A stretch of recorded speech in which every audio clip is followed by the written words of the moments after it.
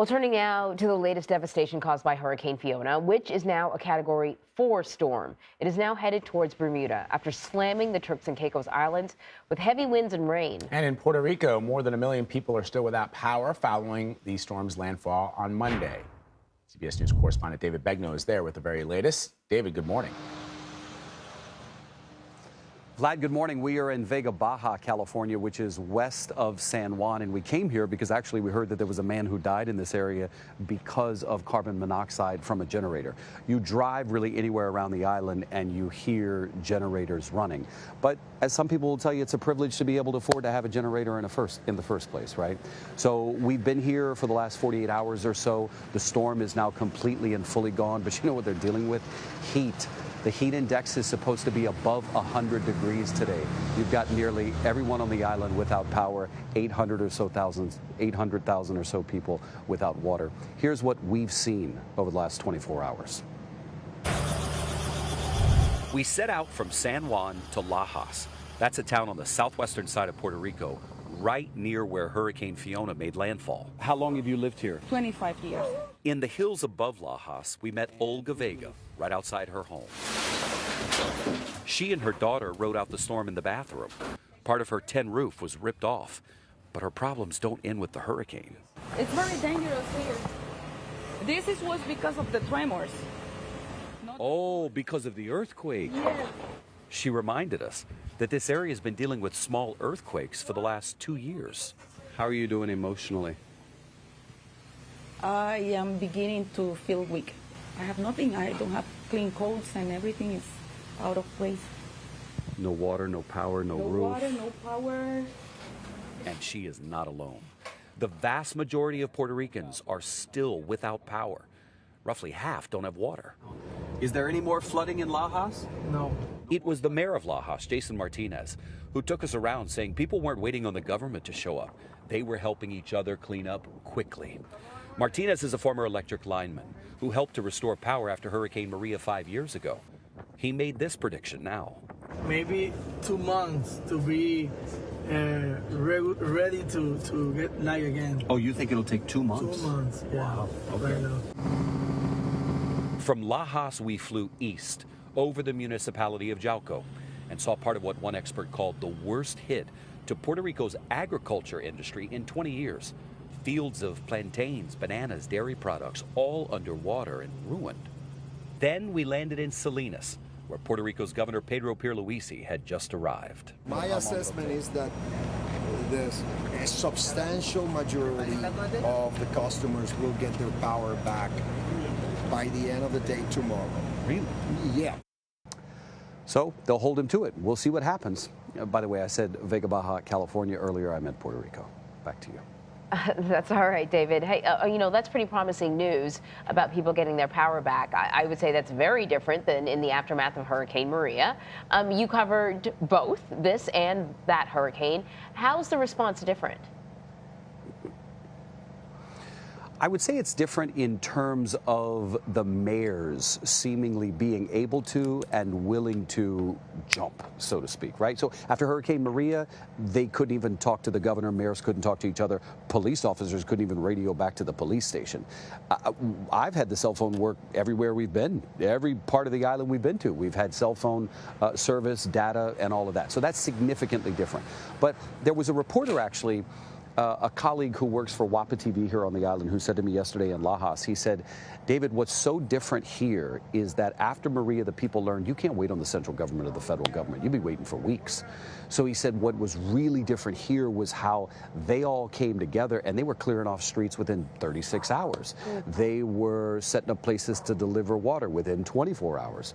So that is so notably different compared to Maria 5 years ago. Yeah, and David, you're currently in Vega Baja, and I know you've been talking to a lot of people there, and certainly the power and electricity, and for people who've had the roofs of their homes blown off, that's a real major concern. But I wonder about sort of the immediate concerns like food and water. Are markets open? Are people able to get to those markets if roads are flooded? Yeah, so we're seeing restaurants, Vlad, that are open, not just in the metropolitan area where a majority of the people live, but in Lajas yesterday. In fact, before we talked to the mayor, right across the street, there was a place that was like, serving sandwiches and people sitting outside. You wouldn't know that a storm moved through. So what I'm starting to get a little worried about is the data plan is starting to drop a little bit. Calls are starting to drop. It's harder to get data through, send messages and emails, right? And so, listen, I'm not sure if the governor's trying to just be optimistic or if he knows more than we know and he's not giving in on the details. If the power comes back on, great. If this starts lasting for days, I mean, I remember, guys, when the telephone towers were running out of diesel, right? And people were standing under them after Maria trying to get a signal. So I don't want to be the bearer of bad news here, or, try and create hysteria, but I just wonder if it doesn't come on, what else are we going to start to see fail? Make sense? Yeah. It makes a lot of sense. Yeah. Listen, you covered a lot of the aftermath of Maria and the cleanup of Puerto Rico. And then, we saw this dramatic video of shared this it on bridge. On his social media, David. Right, yeah. That this bridge that was built after Maria being completely swept away. You would think the bridge would have been built in order in anticipation of the next hurricane. Right. I'm just curious about whether or not you have any information about that bridge. What happened when it got swept away? Were people stranded? Or those people okay? Anything you can tell us? I'm so glad you're asking about that bridge, and I'm even happier that I have the information for you. Robbie, who's a fixer producer for us here on the island, can you come just for a second? Because you know the information, and I want to make sure I get it right. So stand close to me, and it will pick up the audio. This is Robbie Cortez, everyone. The information regarding the bridge in Utuado, right? Correct me if I'm wrong, but the National Guard had basically put in what was to be a temporary bridge. Exactly. And it wasn't really battened down, so to speak, as well as it should have been, right? Because it was supposed to be temporary. Exactly. And the bridge, the permanent bridge that they were going to use federal funds to build, wasn't going to start until next year. Until 2024. 2024, so two more years. Yeah. Okay, but the reality here, guys, is, and maybe this is me being overly critical, and so tell me if you agree, it's been 5 years. Why is it taking 5 years to build that particular bridge, right? Couldn't that have been done sooner?